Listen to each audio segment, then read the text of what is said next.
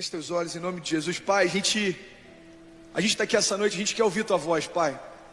Que a tua voz ela fale alto ao nosso coração, que a sua voz ela traga transformação, entendimento, revelação. Que a tua voz, Pai, ela alinhe o nosso coração ao teu, que seja uma noite especial, Pai. Porque o Senhor está presente e isso para nós é suficiente, Pai.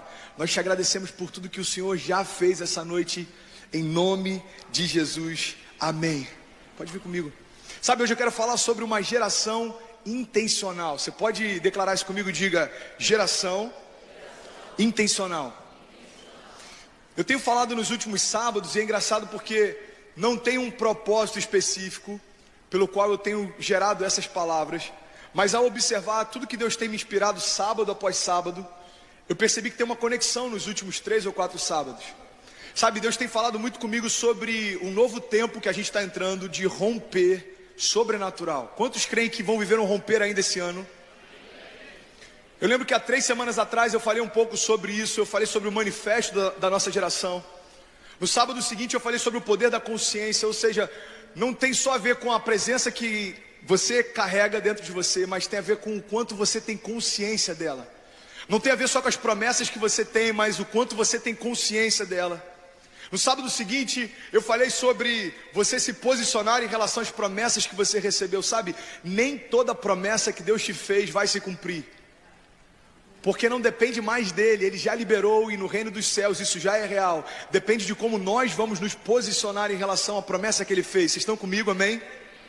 Então hoje, eu quero ministrar sobre algo que Deus tem falado comigo durante toda essa semana, sobre a importância de sermos intencionais naquilo que fazemos. Sabe, eu sempre tive dificuldade em entender essa questão de ser intencional, porque eu sempre associei ser intencional com manipular algumas situações. Preste atenção no que eu vou te falar. Sabe, eu estou há alguns anos no ministério e eu vi pessoas se levantando e caindo várias vezes. Eu vi pessoas fluindo e deixando de fluir. Eu vi pessoas rompendo e estagnando. E eu vi muitas pessoas também que tentavam na força do braço criar situações para poder se promover, crescer, e essas pessoas sempre são abatidas no final. Eu não sei se você conhece alguém assim, mas eu já vi pessoas que eram desleais, mas se faziam de amigos. Eu já vi pessoas fazendo todo tipo de coisa, e quando a palavra intencional vinha no meu coração, eu pensava que ser intencional era alguém que manipulava situações. Mas Deus tem falado muito ao meu coração essa semana. Filho, você precisa falar para essa geração sobre o poder da intencionalidade. E eu estou assim, Deus, mas eu relutei a minha vida inteira em relação a isso. Sabe, para mim essa mensagem é difícil porque normalmente a gente desassocia algo espiritual com algo prático. Essa mensagem é uma mensagem muito prática. Eu preciso que você acompanhe comigo para que não perca nada daquilo que Deus quer falar. Preste atenção. Eu estava com os meninos essa semana trocando ideia, e o que eu falei com eles é o seguinte: quando a gente fala sobre questões práticas, quando a gente fala sobre ser intencional, quando a gente fala sobre a gente construir um ministério, um chamado, uma história pautada naquilo que Deus falou com a gente, parece que a gente está tentando fazer na força do nosso braço, porque a gente associa da seguinte forma: aquilo que é espiritual é subjetivo, e aquilo que é intencional é algo forçado. Vocês estão entendendo o que eu estou falando, amém? Não, pastor, não estou entendendo, não tem problema, a gente vai chegar lá. Eu também não entendi quando Deus começou a falar, mas tudo ficou claro no final de hoje. Sabe, eu sempre rejeitei essa ideia porque eu associava isso a manipular, mas na verdade ser intencional significa viver com propósito e de propósito. Cara, todos os sábados eu estou aqui pregando para a juventude, e para mim é muito conflitante ver durante a semana algumas pessoas que estão aqui desde os primeiros sábados do Next, há 2 anos atrás, e não romperam ainda. E eu já me cobrei muito em relação a isso. Pai, por que alguns não romperam? Será que eu não estou ministrando o que deveria? Será que eu não estou compartilhando o que está no teu coração? Será que eu não estou mostrando através das atitudes? Será que o problema sou eu? Mas sabe o que eu tenho percebido também? É porque a gente já passou da primeira fase. A primeira fase é você entender quem você é e o que Deus tem para você. A primeira fase é quando a gente entende a mensagem da graça, que diz que você não é um pecador lutando para ser santo, você é um santo que já venceu o pecado. A primeira fase é quando você entende que você não é um miserável, pobre, cego e nu, mas agora você recebeu a adoção e você é filho de Deus.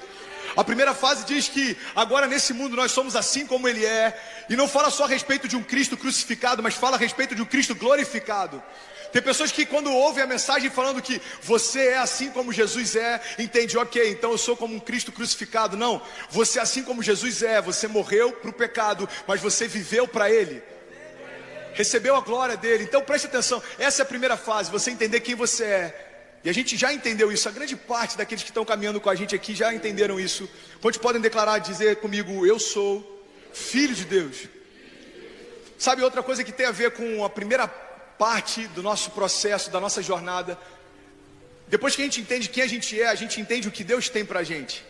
Eu perdi a conta do número de sábados que eu ministrei sobre chamado e propósito aqui. Eu perdi a conta do número de sábados que eu compartilhei palavras que sempre incendiaram o meu coração, e eu vi incendiando o coração de alguns jovens aqui. Toda a criação aguarda ansiosamente a manifestação da glória de Deus, dos filhos de Deus. Quantas vezes nós já declaramos aqui que o ministério que esteve oculto durante gerações, agora o Senhor desejou revelar a nós, e esse mistério é Cristo em nós, a esperança da glória. Agora preste atenção, a gente já sabe quem é, a gente já sabe o que Deus espera de nós, a gente já sabe o que a gente pode nele. E a minha pergunta é, por que a gente não está experimentando isso plenamente? O que Deus falou comigo é porque vocês sabem quem são e sabem o que podem, mas não têm sido intencionais em aplicar aquilo que aprenderam. Sabe o que é ser intencional? Preste atenção. É você entender que existe uma diferença entre aquilo que você ouve e aquilo que você aprende. Porque aquilo que você ouve é acúmulo de informação, aquilo que você aprende só vem através de experiências práticas. De nada adianta a gente ter uma geração que ouve muito a respeito da graça e de chamado, mas não tem experiências com Deus. E aí eu estava meditando sobre ser intencional. Ok, Deus, eu quero ser alguém intencional. O que significa ser intencional?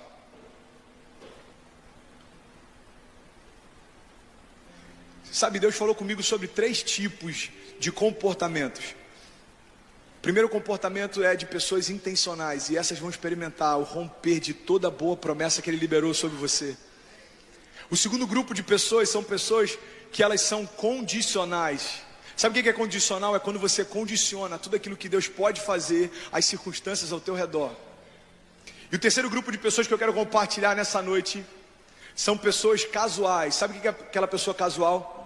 Que para ela tanto faz. Então só para a gente entender, você pode dizer comigo, diga, intencional é aquele que sabe o que faz. Condicional é aquele que só faz ser. E casual é aquele que tanto faz. Cara, é triste falar isso, mas eu tenho visto muitas pessoas que sabem quem são, mas têm vivido como se tanto faz quem você é. É a única explicação para a gente ver 2 anos e pessoas que estão aqui há 2 anos não terem rompido ainda. Presta atenção no que eu vou te falar, meu irmão. É impossível alguém que sabe quem é, sabe o que pode, se posiciona em relação às promessas, em 2 anos não ter experimentado um romper sobrenatural. Tem alguma coisa nessa conta que não fecha. Meu irmão, se você está há 2 anos, você não rompeu ministerialmente, você não rompeu em relação à tua identidade, você não rompeu em relação à tua casa, você não rompeu em relação ao teu cuidado com os teus pais, você não rompeu financeiramente, você não rompeu em nenhuma área, com certeza você está acumulando informação, mas você ainda não conseguiu ser intencional com aquilo que você tem ouvido aqui todo sábado. Mas eu creio que Deus me trouxe aqui essa noite para compartilhar com a gente uma chave, e essa chave vai virar um novo ciclo sobre a nossa história. Essa chave vai marcar um novo tempo sobre a nossa juventude. Essa chave vai fazer com que daqui a 6 meses a gente olhe para cá e fale: cara, você viu o que Deus fez na nossa geração desde o Conference? Você viu o romper que aconteceu desde a conferência? Você viu como é que fulano tá, cara? Mano, há 6 meses atrás ele estava completamente apático, ele agora está apaixonado pela presença de Deus. Tudo que ele faz prospera, tudo que esse cara tem falado acontece, tudo aquilo que ele tem parado para pensar, tudo aquilo que ele tem parado para refletir, para se dedicar, cresce, porque essa é uma promessa para todos aqueles que estão em Cristo. Aquilo que está nas suas mãos prospera, porque você está no Pai. É impossível algo ser colocado nas mãos do Pai e não prosperar, porque a essência dele é essa. É por isso que a palavra diz: olha, eu sou a videira verdadeira, vocês são os ramos. É impossível dar frutos se não tiver enxertado em mim. Agora, da mesma forma, é impossível não frutificar se nós estivermos enxertados na videira que é Jesus. Alguém pode dizer amém? Então eu quero falar sobre isso. Sabe, a primeira parte eu quero falar sobre uma geração intencional. Eu estava hoje na escola com o Ceci, é dia dos pais e os abençoados, a diretoria, fantástica inclusive, um beijo para eles, eu sei que eles assistem algumas pregações, inclusive leram o livro também, mas eles decidiram marcar 8 horas da manhã de sábado, o dia dos pais. Isso para mim não funcionou muito bem. 2 horas da manhã eu estava no casarão ainda dando gabinete, e 8 horas da manhã eu tinha que estar com Cecília arrumada na escola. Não preciso nem dizer que eu fui o último pai a chegar, eu não preciso nem dizer que eu fui o único pai que não fez as tarefas, eu não preciso nem dizer que eu era aquele pai deslocado. Sabe, toda festinha de pais na escola tem um pai deslocado. Esse sábado era eu o pai deslocado. Eu cheguei, já estavam os pais cortando as frutas. Quando eu estava botando o avental, já tinham acabado de cortar, já estavam servindo a salada de fruta. Quando eu sentei para comer, aí o pessoal já tinha comido tudo. E quando eu fui para a quadra, já estava na hora da foto. Eu falei, cara, ainda bem que acabou, porque eu não consegui participar de nada aqui hoje. E aí quando eu cheguei em casa, eu falei, cara, eu preciso ser um pai melhor. Eu preciso arrebentar no dia dos pais do ano que vem. Eu vou dormir cedo, eu vou virar, vou fazer qualquer coisa. Eu vou assistir alguns vídeos no YouTube de como ser o melhor pai nas festas dos pais da escola. Deve ter algum tutorial para isso, não é possível, cara. Eu fiquei olhando para a Cecília lá, tadinha, toda moadinha, e os pais lá tirando onda, cortando as frutas, super interativos. Eu falei, cara, e sabe o que eu fiz? Cheguei em casa e botei como ser um bom pai. Apareceu um monte de vídeo e eu achei um lá, eu falei, eu vou ouvir essa pregação hoje. Eu quero que Deus fale comigo. Porque é impossível você falar sobre paternidade se você não tem experimentado também a paternidade. Todo pai, preste atenção, para ser pai necessariamente precisa ter um filho. Amém? Faz sentido? Agora, antes de você ter um filho, você é um filho também. Preste atenção no que eu vou te falar. Eu parei lá para ouvir, eu falei, pai, eu quero ser um filho melhor, mas eu preciso ser um pai melhor para Ceci também. Me ensina. E eu botei no vídeo lá e eu vi algo que me marcou demais, cara, e tem tudo a ver com o que Deus tem falado comigo essa semana. Preste atenção nisso. Uma pregação falando sobre paternidade. O pastor disse o seguinte, olha só: se os pais de uma geração cumprissem os propósitos de Deus, Jesus voltaria na geração seguinte para buscá-la. O que esse pastor disse foi o seguinte: olha, existe uma responsabilidade tão grande sobre os pais, que se de fato eles cumprirem todo o propósito que Deus tem para eles em relação aos seus filhos, a geração seguinte já está pronta para Jesus voltar e buscá-los. Se uma geração se posicionasse, uma geração seria suficiente para que na geração seguinte Jesus voltasse. Tem alguém entendendo isso? Diga amém. Agora, a gente não tem dificuldade de julgar os erros dos nossos pais. A gente não tem dificuldade de olhar para o que a geração passada fez de errado. A gente não tem dificuldade de perceber, está muito nítido para a gente o que eles erraram, o que eles poderiam ter feito melhor, o quanto eles foram ausentes, está muito nítido. Agora, sabe o que me preocupa? É ver que na nossa geração a gente continua vivendo com falta de propósito e sem ser intencional. Sabe o que me preocupa? É o que Deus falou comigo nessa manhã. Filho, os pais de uma geração podem transformar toda a geração seguinte. Agora, quem você está pastoreando são os pais da próxima geração. Ei, preste atenção, eu estou falando para os pais da próxima geração. Se a gente tem 30 anos e está vivendo sem propósito, o que a gente vai esperar da geração que vai ser criada por nós? Cara, vamos falar a verdade, vamos rasgar o verbo agora. A gente pode falar o que for dos nossos pais, mas me assusta olhar para alguns de nós e saber que nós somos os pais de amanhã. Me assusta quando eu sento para conversar com alguns jovens sobre casamento e relacionamento e saber que alguns desses jovens vão ser os pais de amanhã. Me assusta saber que alguns dos jovens que eu tenho pastoreado vão ser os pais das lideranças da igreja de amanhã. Porque se não tem propósito antes da gente casar, você vai continuar sem propósito depois de ser casado também. O estado civil não muda a forma como você conduz a tua vida, só muda o teu estado civil. Simples assim. Ou seja, se você vive sem propósito solteiro, você vai casar e vai ter um casamento sem propósito. Se você casar com alguém que também não tem propósito, sabe o que vai acontecer? Você vai criar filhos sem propósito. E sabe o que me preocupa? Se a próxima geração vai ser órfãos com pais vivos. Se a próxima geração vai ouvir falar de coisas que a gente aprendeu, de informações que a gente acumulou, mas na prática a gente não vai saber mostrar para eles como faz. Por quê? Porque a gente ouviu muito, mas experimentou pouco. Tem alguém entendendo isso? Cara, me assustou hoje. Eu falei, meu Deus, se eu sou o pai que representa a próxima geração, e se eu me acho responsável em várias áreas, Eu casei com 20 anos, eu estou quase 10 anos casado, eu sou apaixonado pela Cecília, eu faço tudo que eu posso pela minha filha, eu daria minha vida por ela, se fosse necessário, eu faço o que for, e eu me achei hoje incompleto, insuficiente, de acordo com as expectativas que Deus tem para mim como pai. Quem dirá alguns daqueles que eu tenho pastoreado, quanto a gente está distante da expectativa de Deus para nós. E o que Deus falou comigo foi: filha, é justamente isso que eu estou falando com você essa semana inteira, vocês precisam ser intencionais. Sabe o que significa ser intencional? É você saber o porquê você faz aquilo que você faz. Alguns poderiam me perguntar: André, beleza, mas você é intencional em tudo que faz? Não. E justamente nas áreas que eu não sou intencional, são as áreas em que eu ainda não rompi. Por quê? Porque eu não estou preparado para experimentar o romper nelas. Agora, meu irmão, eu parei para analisar os meus últimos 2, 3 anos, e todas as áreas que eu parei para me dedicar de forma intencional, eu rompi.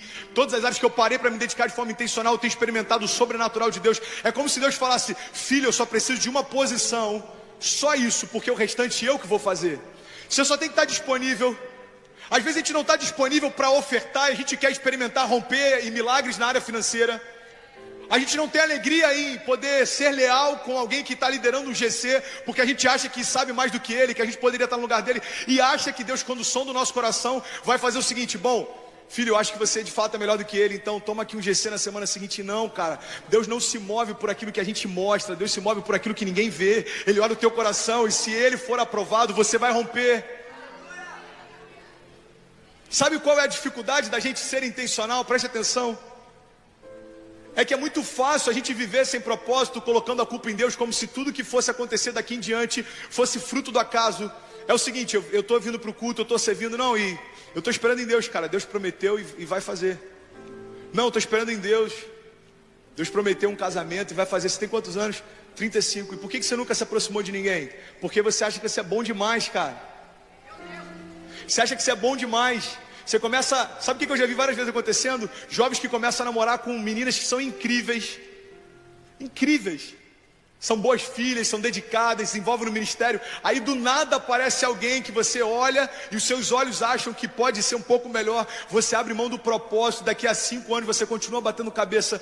Sabe, eu estou preocupado porque a gente está falando para uma geração que vai se casar com 40 anos. Nada contra quem está solteiro com a cidade, ok? De verdade. Porque se for um ou outro não tem problema. O problema é quando isso representa toda uma geração. Sabe, saiu um estudo, preste atenção nisso, cara.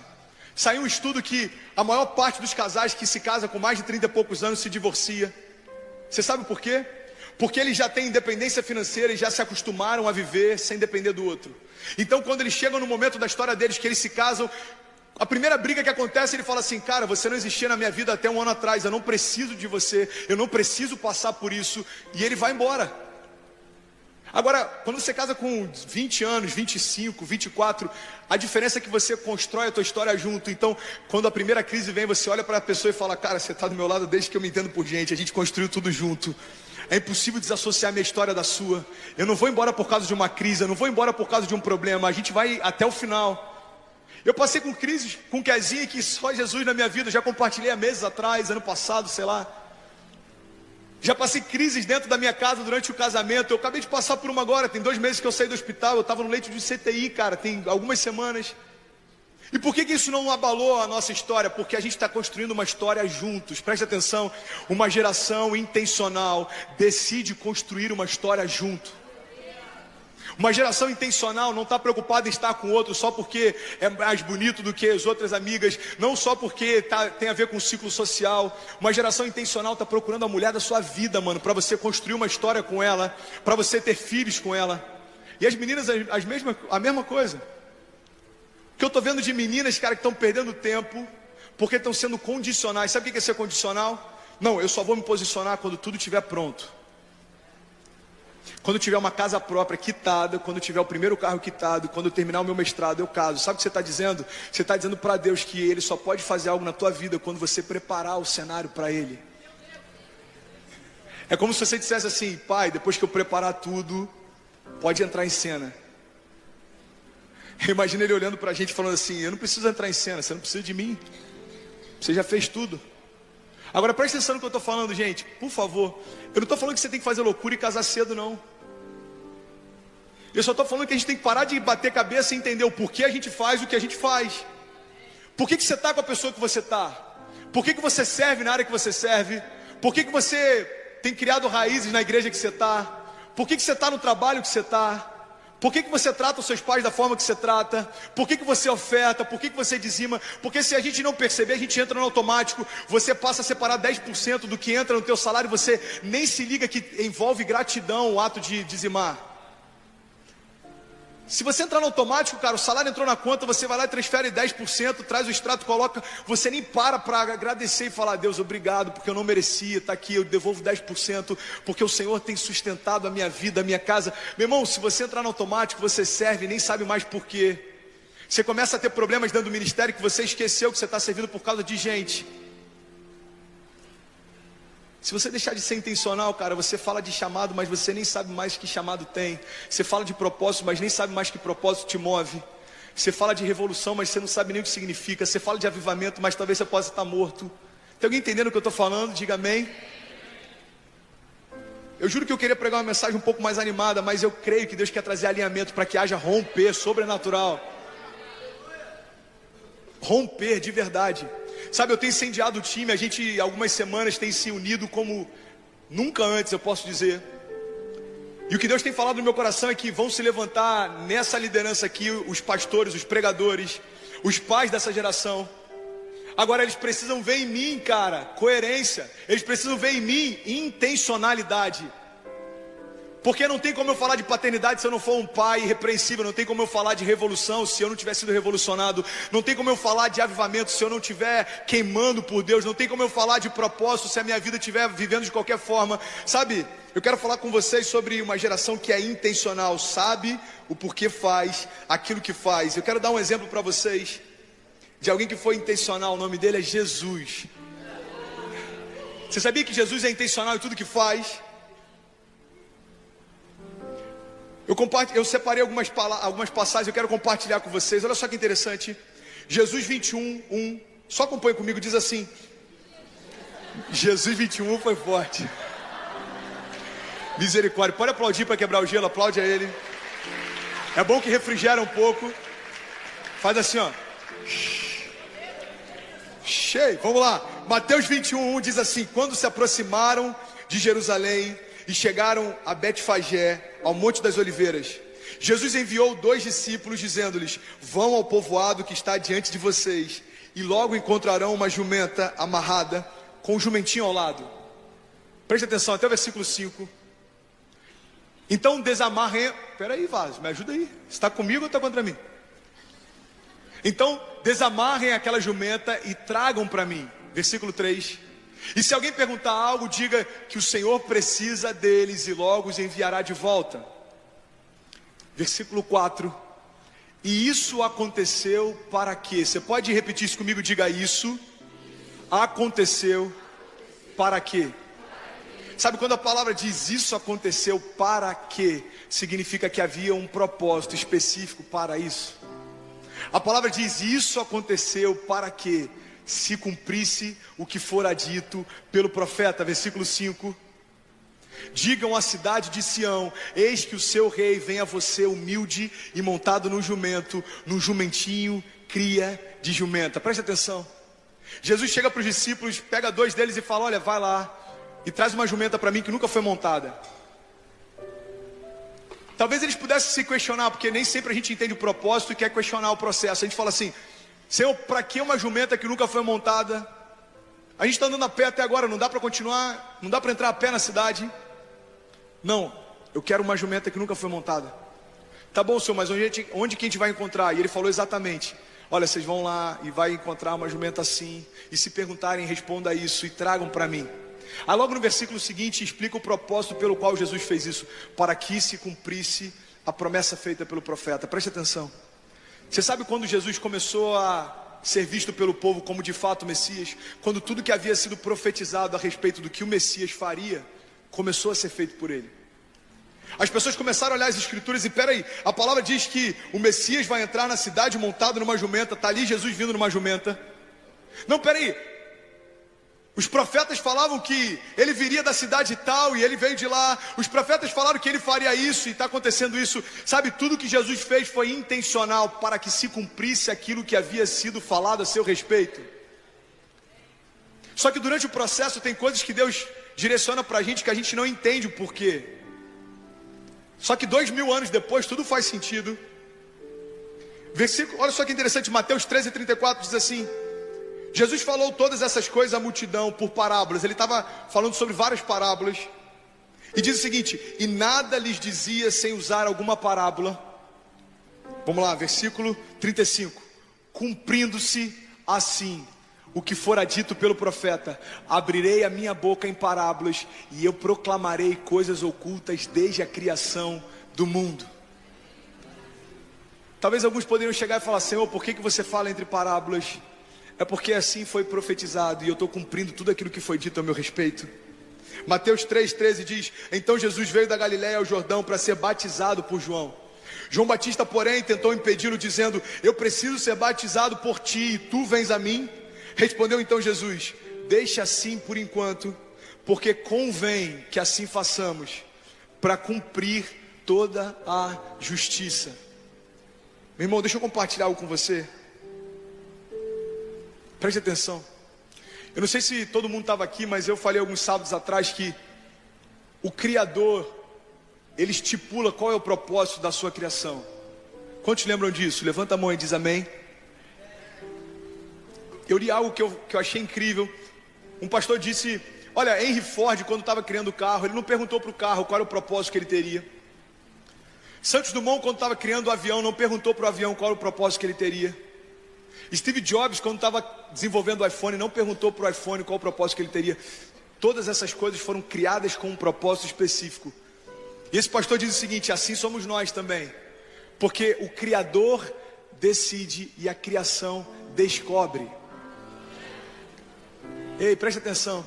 Sabe o que significa ser intencional? Significa que você não vai parar no momento em que você apenas descobre para que foi gerado. Porque tem muita gente que já descobriu para que foi gerado, mas isso não trouxe transformação nenhuma. Porque não tem a ver só com você descobrir o propósito, mas tem a ver com você se lançar nele. Tem uma diferença entre visão e ação, preste atenção. Se a gente só tiver ação, mas não tiver a visão do propósito, se a gente só tiver ação, a gente faz, a gente é ativo, a gente corre, mas não tiver a visão do propósito, sabe o que a gente vai ser lembrado? Nós seremos lembrados como aqueles que correram atrás do vento. Correram demais para chegar em lugar algum. Falaram muito sobre coisas que Deus pode fazer, mas nunca experimentaram. Se a gente só tiver a visão, mas não tiver a ação, preste atenção. Se você só tem a visão, cara, mas você não tem ação, você corre um grande risco de se tornar um invejoso. Sabe por quê? Porque quem tem visão, mas não tem ação, vai olhar para quem está do lado e vai falar assim: cara, eu tenho as mesmas promessas que ele tem, eu tenho o mesmo chamado que ele tem, mas nada está acontecendo comigo. É porque você entendeu o propósito que tem, mas você não faz nada para que ele se cumpra. Sabe como vão ser lembradas as pessoas que têm visão, mas não têm ação? Vão ser lembrados como aqueles que tinham tudo para romper, mas não aconteceram. Você já conheceu alguém assim, que você olha e fala assim: cara, não dá para entender fulano. Ele tinha tudo, cara. O cara tinha tudo para romper, o cara falava de Jesus com autoridade, o cara se formou no carisma, agora o cara está postando foto com chopp. Tem gente rindo porque você lembrou de alguém, certamente. O cara chegou ao ponto de ser líder de GC, mano. O cara falava de Jesus, o cara queria debater religião, o cara era tão envolvido. Agora o cara posta fotos no Instagram bebendo chopp. Sabe o que acontece? Ele tinha visão, mas as ações dele não caminhavam.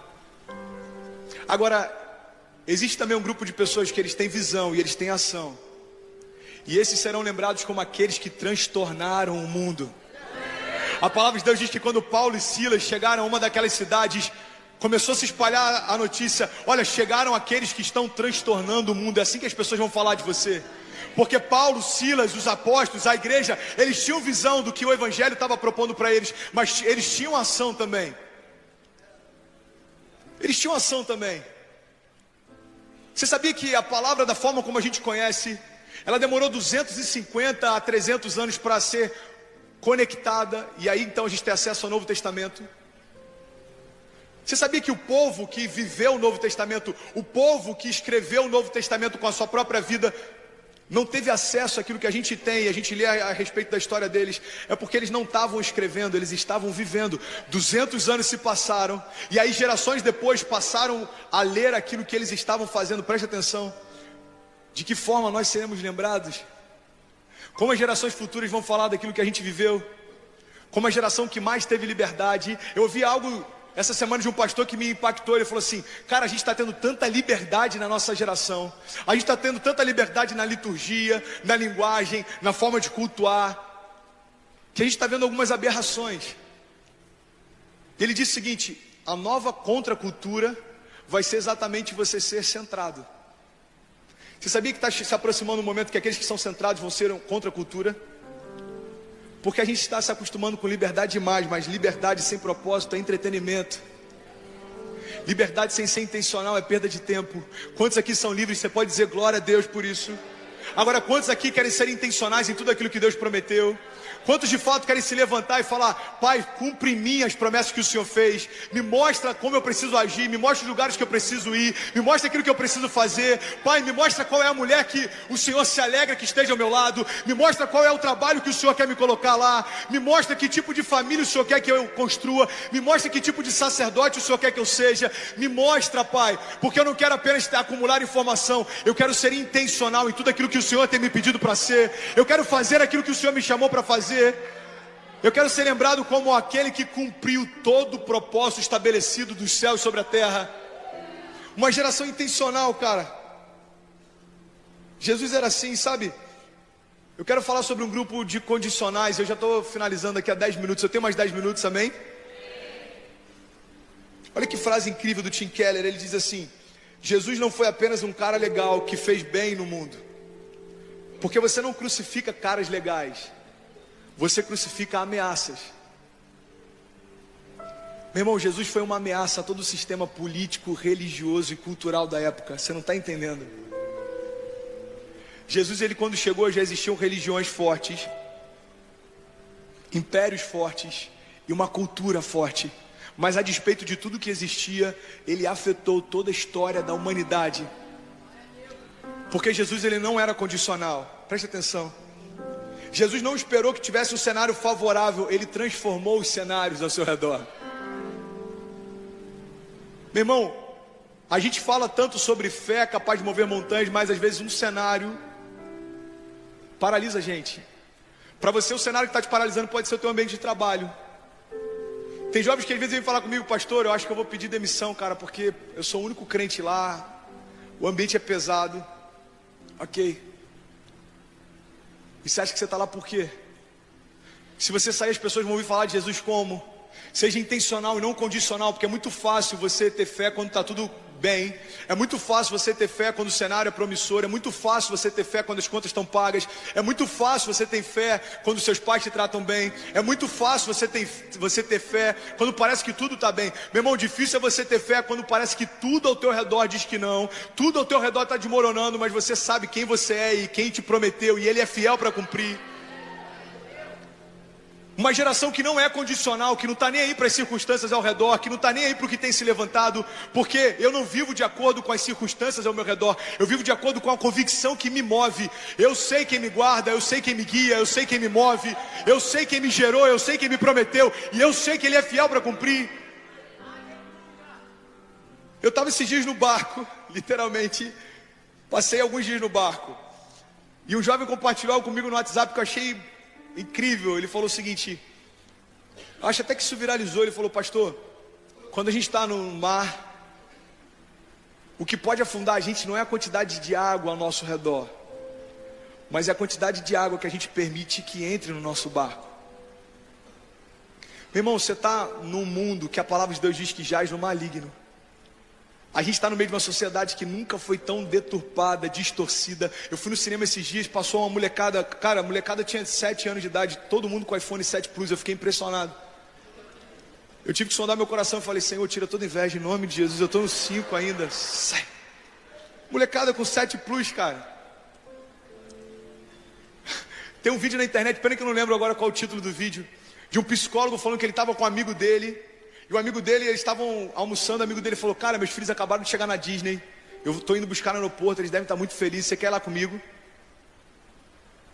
E o psicólogo falou assim, claro, eu vou.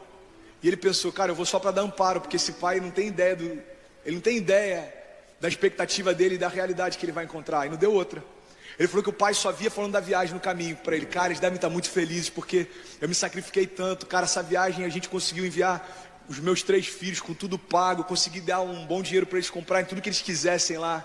E quando eles chegaram no aeroporto, os 3 filhos vieram arrastando um monte de malas com presentes e falaram, e aí pai, tudo bom? E aí filho, como é que foi a viagem? Ah, foi legal. Como assim filho, foi legal, vocês estão há 15 dias na Disney, fala aí, como é que foi? Ah pai, foi legal pai, ah, nos sacos, você já sabe como é que é. Aí o pai ficou um pouco desconcertado, falou, filho, e aí, trouxeram alguma coisa para mim, para sua mãe? Pô pai, nem lembrei. E aí ele falou que eles voltaram e ficou aquele silêncio da morte dentro do carro. E aí num determinado momento o pai chegou para um amigo dele completamente, estou tentando falar uma palavra que não seja desbundado, mas não está vindo. Não veio, me ajuda aí gente. Desolado, obrigado. Hoje eu estou sem filtro. E aí ele chegou para um amigo dele completamente desolado. Já fiz o mexã. Completamente desolado, eu falei assim, cara, e aí, o que você tem para me dizer? Ele falou assim, o que eu tenho para te dizer é que os seus filhos não têm pai. Porque eles são fruto do que você tem feito com eles. Eles não têm limite, eles não têm honra, eles não celebram o que você faz, porque tudo vem na mão deles. Preste atenção. Nós somos essa geração, vamos ser sinceros. Eu tive acesso a coisas que meu pai nunca imaginou que estariam disponíveis para ele. Por mais sacrificado que seu pai e sua mãe possam ser, você teve acesso e comodidade que os seus pais com certeza não tiveram. Porque todo o intuito do pai é dar para os filhos aquilo que não teve em casa. Isso é da natureza do pai, a gente se move assim. Agora a grande questão é como a gente lida com os presentes do pai. Como a gente lida com tudo que a gente tem recebido.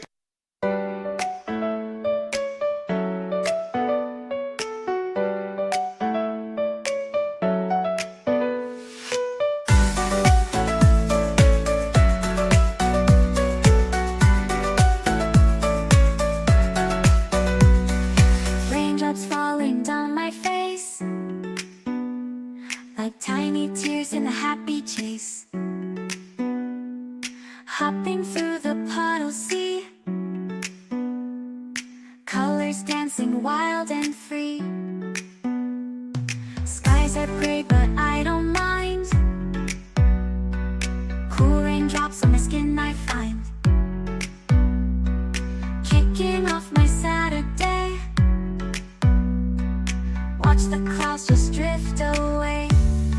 Rainbow in the rain, what a sight, colors shining oh so bright, dancing in the streets so bright, every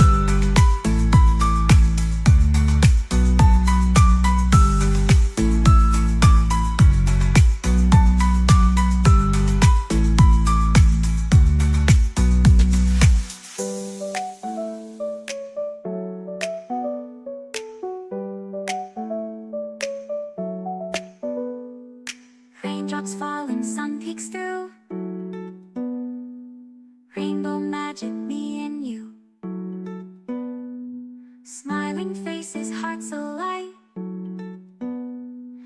Everything will be alright.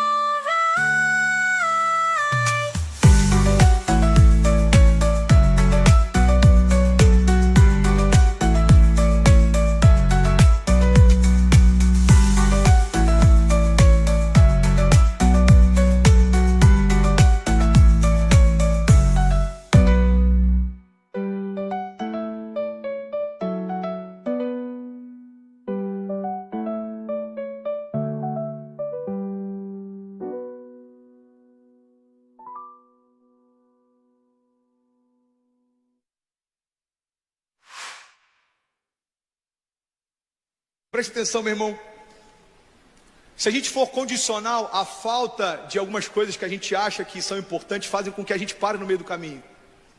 Tem jovem desistindo de um projeto com Deus porque recebeu um não. Tem jovem desistindo de um casamento santo porque não conseguiu segurar. Tem jovens desistindo de propósito e chamado por coisas que não tem sentido, cara. Agora preste atenção no que eu vou te falar. Hoje é o primeiro dia do resto das suas vidas. Pastor Felipe leu um texto aqui ontem no Carisma que, uau! O texto fala, eu estou morrendo e eu preciso compartilhar com você algumas coisas. E no texto ele foi compartilhando algumas coisas e ele vai falando, cara, eu estou morrendo porque o dia de hoje não volta, eu tenho um dia a menos do que eu tinha ontem. Eu estou morrendo porque os meus filhos vão ter um dia a menos comigo do que tiveram ontem. Eu estou morrendo porque o tempo está passando e meu chamado amanhã vai ter um dia a menos do que teve hoje. Os propósitos que eu tenho para cumprir, aquilo que Deus me chamou para fazer, amanhã vai ter um dia a menos. Eu estou morrendo, sabe? Essa percepção de que o tempo passa rápido, aquilo que eu vou viver amanhã está sendo construído hoje, faz com que a gente não seja condicional. Eu não estou nem aí se as circunstâncias não estão sendo favoráveis, porque eu carrego dentro de mim uma promessa. Eu não estou nem aí se as pessoas ao meu redor não acreditam em mim, porque eu sei quem acreditou em mim antes de todas as coisas ao meu redor existirem. Eu não estou nem aí se as circunstâncias econômicas não são favoráveis, não é o mercado que me rege. Só que a gente fala disso e a gente não consegue viver isso na segunda-feira. Isso é real, cara. Eu estava internado tem 2 meses, chegando conta direto, minha internação ficou em 100 mil reais, os médicos conseguiram abater, foi para 38 mil. Você sabe o que é você estar internado com 40 mil reais de dívida, você não tem a menor ideia de como você vai pagar, e você descansar e ainda ter a possibilidade de gerar sonhos. Pastor, me explica aí, como que foram os 35 dias no hospital? Cara, foram uma das melhores estações da minha vida, porque eu experimentei o cuidado de Deus, que foi além da informação que eu tinha a respeito de um Deus que cuida. Eu pude experimentar o cuidado dele. Tem muita gente rejeitando o cuidado de Deus porque não está disponível nem para experimentar. A primeira crise vem, você já quer fugir, cara. Primeira crise no teu namoro vem, você já mete o pé. A primeira crise dentro de casa vem, você esquece que você é sacerdócio real. Sabe, uma geração condicional tem se frustrado com o evangelho porque espera dele algo que o evangelho nunca prometeu. Evangelho não tem a ver com conforto, evangelho tem a ver com propósito. Os profetas morriam por perseguição na época de Jesus. Na nossa geração a gente está morrendo porque a gente está correndo atrás de reconhecimento. A nossa geração está querendo, cara, correr atrás de reconhecimento. Você sabia que teve momentos na minha história que eu parei para perceber o que me movia, e a intenção que me movia a fazer muitas coisas não era a intenção que agradava o coração do Pai. Porque a gente começa a ficar em busca de aceitação, cara. A minha pregação hoje tem que ser melhor do que foi a última. A palavra que eu vou ministrar hoje tem que ser melhor do que foi a última. Se eu for compartilhar uma palavra numa reunião, tem que ser uma palavra diferente. Tudo que eu fizer tem que ser diferente. Agora a pergunta é, você está se movendo por um propósito, ou você está preocupado em impactar pessoas com aquilo que você faz? Sabe, uma geração condicional é uma geração que se move pelas circunstâncias. Eu já estou quase finalizando. Eu quero compartilhar com vocês um manifesto que eu compartilhei lá no livro do Evangelho Sem Filtro. É um trecho do livro que diz assim, está num capítulo chamado Mudar o Mundo do Sofá. E diz assim, é estranho ver um número assustador de movimentos sendo criados todos os dias por pessoas que não construíram uma história nem na sua igreja local e querem alcançar as nações. É estranho perceber que pessoas têm se preocupado mais com a história que passam para os outros do que com a história que vivem entre um post e o outro. É estranho ver o quanto o virtual afeta a nossa rotina, a ponto de transformar literalmente a forma como lidamos com o outro e principalmente a forma como lidamos com nós mesmos. É estranho ver uma geração que acreditou na mentira de que é possível mudar o mundo do sofá. Existe vida real além da sua timeline. Existe uma galera lá fora morrendo, esperando você se posicionar em relação ao teu chamado. Existem nações esperando você se posicionar para que elas possam ouvir da tua boca o que Deus é capaz de fazer. Existem pessoas, cara, que estão esperando você fluir naquilo que Deus já liberou sobre você. De que adianta crer que Deus cura se você não tem fluído para ser um canal de cura sobre quem está morrendo do teu lado? De que adianta saber que Deus é o Deus que salva se você não está preocupado com o perdido quando você entra na igreja e percebe que esse sábado ainda não está lotado de gente aqui? De que adianta, cara, vir mandar mensagem para mim falando que a gente precisa começar movimentos nas faculdades se você não consegue trazer ninguém da tua faculdade para cá? De que adianta a gente falar de revolução se a tua casa não conhece a revolução que você manifesta aqui dentro? Cara, de que adianta a gente acreditar numa mentira de que a gente vai mudar o mundo do sofá? Não tem a ver com o que a gente publica e posta, tem a ver com aquilo que a gente está se tornando.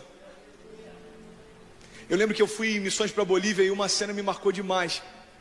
Eu compartilhei isso com o Renan quando eu estava internado. A gente até se emocionou um pouco, porque missões, cara, não só humaniza a nossa mensagem, como aproxima a gente do propósito. Eu lembro que uma das missões que eu fui para a Bolívia, a casa do pastor que recebeu a gente era uma casa muito pobre. Não tinha piso, não tinha janela, não tinha ventilador, não tinha nada, era só cimento.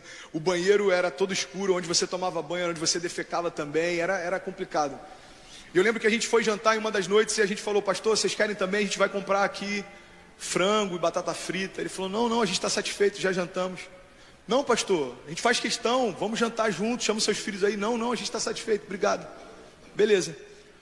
A gente foi lá, comprou frango, batata frita, tinham, 15 jovens, a gente jantou, brincou, se divertiu. Depois a gente foi dormir. E daqui a pouco, bem tarde da noite, a gente começa a ouvir um barulho. E eu falei para um dos jovens: cara, tem alguém que levantou. Vai lá dar uma olhada para ver. Aí daqui a pouco aquele jovem voltou e ele falou: mano, o pastor acordou os filhos dele, eles estão comendo o que sobrou da nossa janta, cara. Eu falei: como assim, mano? Os caras falaram que já tinham jantado. Sabe o que aconteceu? Ele tinha vergonha de falar que não tinha nada para jantar naquela noite. E ele se levantou para comer os restos daquilo que a gente tinha jantado. Sabe, quando você é exposto a uma realidade como essa, você volta para uma igreja como a nossa e você fala assim: Deus, o que eu estou colocando como desculpa para deixar de romper naquilo que o Senhor me chamou? Deus, quais são as condições que eu estou colocando entre o teu chamado e aquilo que eu preciso fazer? Pai, o que eu tenho dito que é um limitador para mim? Será que o limitador para mim de fato são os meus pais? Será que o limitador para mim de fato é o lugar onde eu moro? Será que o limitador para mim de fato é a minha igreja? Será que é o líder do GC? Ou será que eu tenho limitado aquilo que o Senhor deseja fazer? Sabe, eu acredito que todo mundo precisa passar por uma experiência como essa para você perceber que tem muita gente, cara, que não está colocando nada como limitador entre a vontade de Deus e o seu presente. Eu vim declarar que nós não seremos uma geração condicional. E para terminar, eu quero falar sobre aqueles que são casuais. Eu estou fechando aqui. Sabe o que é uma pessoa casual? É uma pessoa que tanto faz. Tanto faz. Eu costumo brincar que é alguém que está com o modo shuffle sempre ativado. Quantos aqui sabem o que é o shuffle? Ninguém sabe. Legal, deixa eu te explicar então. Modo shuffle é aquele modo que você tem aleatório, cara. Toda a linha da Apple, iMac, iPhone, iPod, iPin, toda a linha de... Foi ruim essa, mas eu tentei quebrar o gelo, entendeu? iPin. Quando você pega o seu celular, tem lá o modo shuffle. Você sabe o que é o modo shuffle? Modo shuffle é o modo aleatório. O que for tocar tá bom. É engraçado isso, mas você sabia que tem muita gente que está vivendo no modo shuffle? Cara, o que acontecer tá bom. Se 2017 for um ano de romper, tá bom. Se não for também, tem 2018. Se 2017 for um ano em que eu vou terminar a faculdade, tá bom. Mas se não for também, eu tranco e mudo para outro curso. Cara, se 2017 for um ano em que eu vou me posicionar no GC, tá bom. Mas se não for também, a graça vai me levantar no meio do meu pecado e eu vou ter uma outra chance. Sabe, pessoas não intencionais constroem histórias sem propósito. Mas Deus é intencional em tudo que faz. Eu creio nisso. Quantos creem nisso? E eu quero terminar essa palavra compartilhando com vocês algo que eu li essa semana. E eu encerro aqui. E eu peço que vocês continuem me amando, amém? Vocês continuam me amando? Glória a Deus. Eu quero ver a gente romper, cara. Eu quero ver a gente romper de verdade. Sabe, eu recebi um convite esse mês de uma igreja nos Estados Unidos para eu ir compartilhar o que a gente está vivendo aqui. Você pode se alegrar comigo? Agora deixa eu falar uma coisa para você. Sabe o que vai ser louco para mim, de verdade? É quando aquilo que a gente está vivendo aqui estiver reverberando de tal forma que os meus liderados comecem a receber os mesmos convites. Porque uma coisa é você que está à frente do ministério há 2 anos, receber um convite. Outra coisa é daqui a pouco o Bernardo chegar e falar: mano, recebi um convite, você não vai acreditar, mano. Galera lá do Canadá quer ouvir o que a gente está vivendo lá no GC. Aí daqui a pouco vem o Clebinho e fala: mano, você não está entendendo, eu recebi um convite, brother, uma base de missões. Eles querem que a gente vá lá, cara, para compartilhar tudo que a gente tem vivido aqui. Aí daqui a pouco o outro jovem fala assim: pastor, você não está entendendo, eu recebi um convite do Iris Global, eu estou indo para a África, eu vou ajudar a implantar um projeto. Meu irmão, eu não estou falando de coisas que eu acho que podem acontecer, eu estou falando de coisas que eu já experimentei. Eu lembro de liderados lá em Cabo Frio que hoje estão implantando projetos de missões na África. Eu lembro de um jovem que ele enfrentava um problema de homossexualidade. Eu lembro, cara, quantas madrugadas eu e Kezinha a gente conversava com ele. E ele falava: é mais forte do que eu. Eu fui abusado quando eu era novo, eu fui abusado pelo meu irmão e eu não consigo, minha identidade foi ferida. Sabe o que aconteceu com esse cara? Esse cara foi para uma agência de missões que trata dessa questão de sexualidade.